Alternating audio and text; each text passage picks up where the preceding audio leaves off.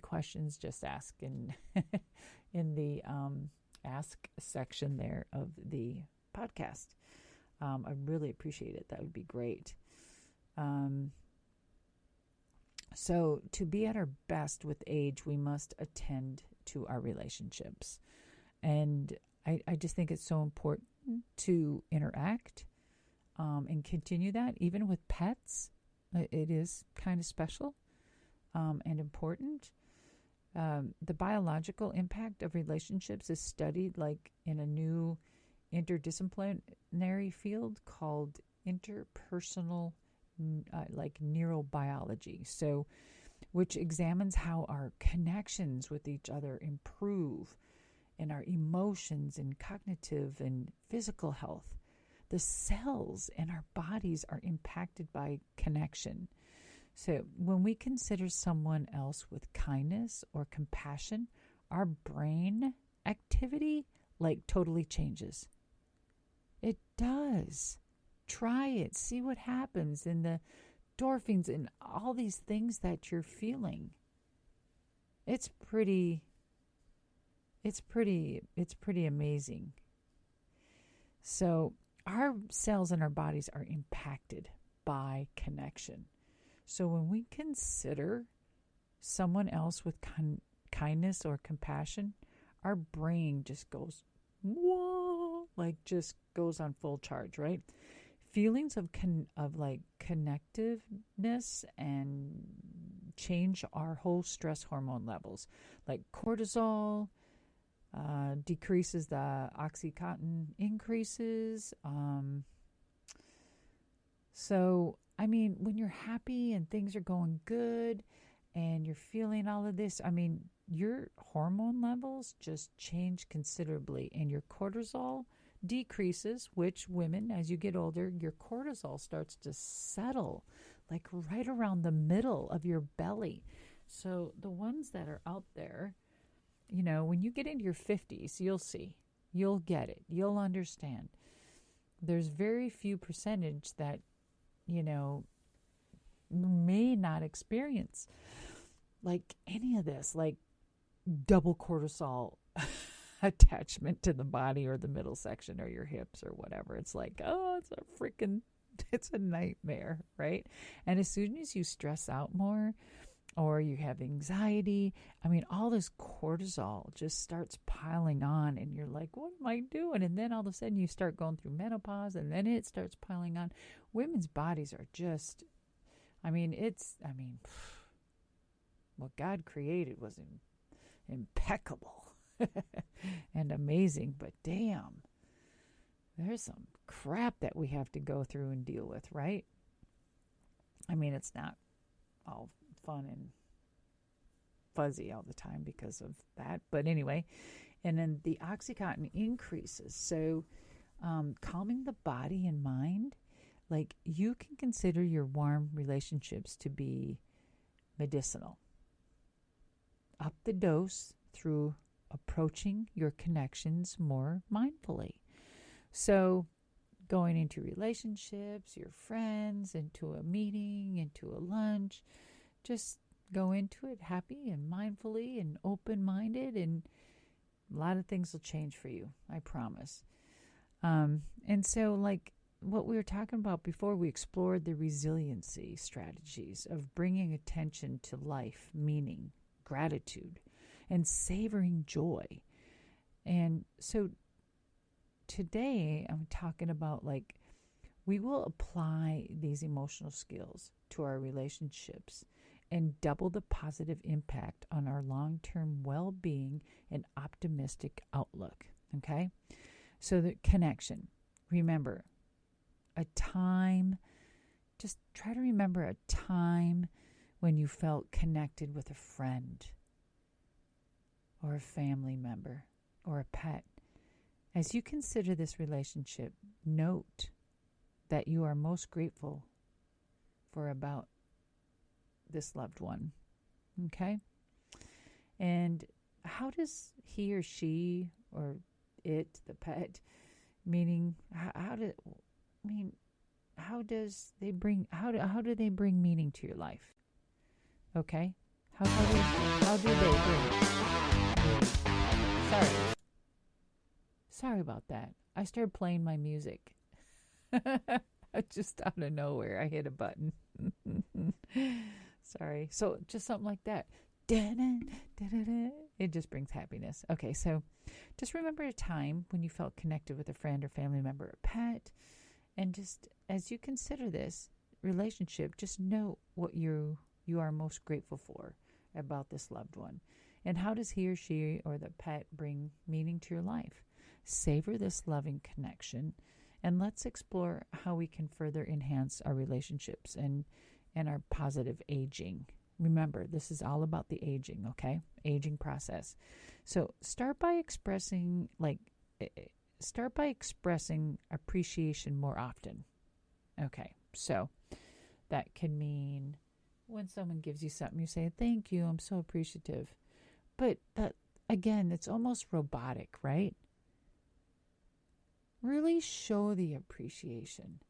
Maybe go into a sentence or a phrase or a paragraph of what that means. Okay? For example, that the act of writing a gratitude letter and reading it out loud to the person improves well-being for you both. That sounds cool, right? Something different, writing it down and reading it and giving it to them in a card or something. Yeah. Just and who has mentored you, inspired you, tended to you, or given your life purpose? Consider your friends, parents, partner, children, coworkers, caregivers, colleagues, all of them. How can you show them your appreciation?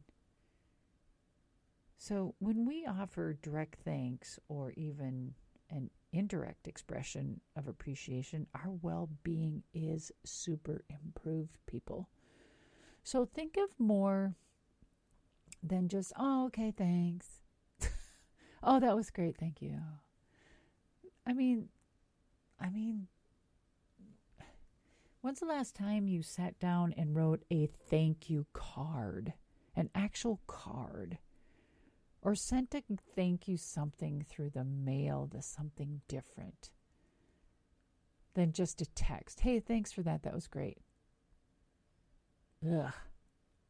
Try to be more creative.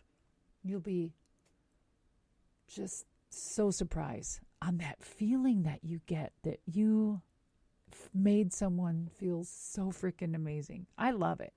My whole life, my downfall, it's not a downfall, but I've given so much to people with nothing in return that I can't even expect anything back. You know, I don't. I stopped long time ago. You know why? Because I do it because it made me feel good. And I know what I did and do as a person because that's what makes me happy. People have always asked, like, why are you so happy? Why are you always jovial? How do you find positivity in everything? How do you go through each day? How blah, blah, blah. It's because of that. Just doing little things that make me happy to do for somebody. You know, if it's 10 minutes extra being on the back end of a meeting, speaking to somebody because, you know, they may need it. Okay. That's what you do. That kind of cool stuff, right? I don't know. I think it's cool. But anyway, just try it. And then listening. That, you know, like, I hear what you're saying, but are you really listening? You hear that quite a bit, right? I hear you. Yeah. But are you listening? I hated when people said that to me. I was like, I wanted to go over there and just punch them in the head. Like, I can freaking hear you. And then I got an attitude. I was like, I'm shutting them out. Right? That was like when I was 20, you know. And I hated that saying. But there is two different meanings to that. I hear you, but I'm not listening. But I'm sitting here looking like I am, and I have no, you know, desire to even comprehend what you're saying. But listening is in another way is another way. Is just one of the best ways to enhance connection. So like, if you're sitting there, what do you do? Are you just sitting there staring at him? Just kind of, are you at least nodding your head? Are you fidgeting with something? Really listen. There's eye contact. There's lip movement. There's 100% listening to somebody. It's common to be lost in your own thoughts when someone else is speaking. Do you ever get that? Like someone's talking and then all of a sudden you're like, something triggered. And then you're like, okay, yeah, my God, I got to go to the post office tomorrow. Shoot. And then I've got to, oh, yeah, that's great. Yeah, sure. Okay. Then oh God, I got to hurry up and go here. I've got to get the laundry done and I got to get the supper started. Yeah, that sounds great. That. Yeah, that shit. That's not listening. And we all do it. So just listening is just another one of the best ways to enhance emotion and connection, okay?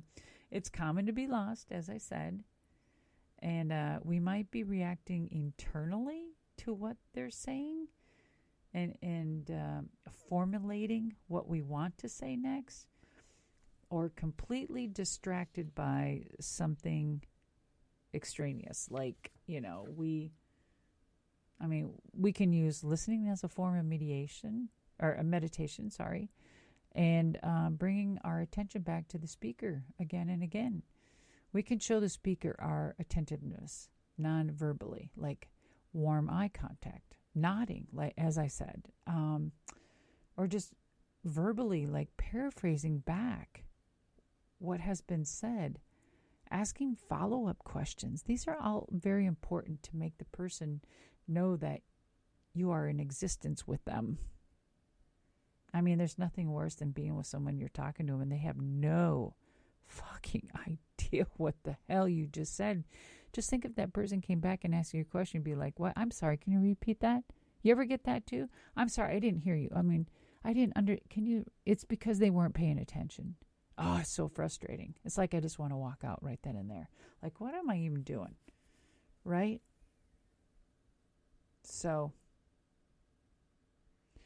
it can be like the experience of truly being heard can be transformative to a relationship with friends, family, children, coworkers, strangers, you name it. But there's conflict, right? Another important way to tend to our connections is to address conflict constructively. Okay, so all relationships involve strain and disagreement at times. While yelling about our frustrations is obviously destructive, do you ever feel like if you're in a conflict, let's just say with your spouse or best friend, and you want to get a point across, and you guys are talking, it gets louder and louder because you want to be heard, it's just destructive. It goes nowhere. So it's just gotta avoid it. Gotta avoid conflict, right? So when we hold in anger toward our loved ones, we do the relationship and our health a disservice. So pay attention to your resentments and consider how you can address the issue with kind directness.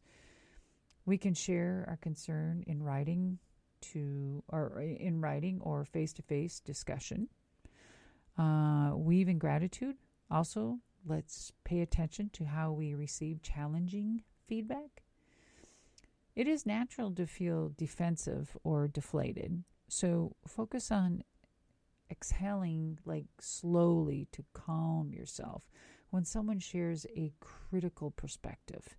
Just take your time, take a breath, just kind of not judge and not spew out shit right away. I used to do that. Oh my God, because I was just had to get it out. But if you just wait a few seconds before you speak during a conflictive time, it trust me, the outcome is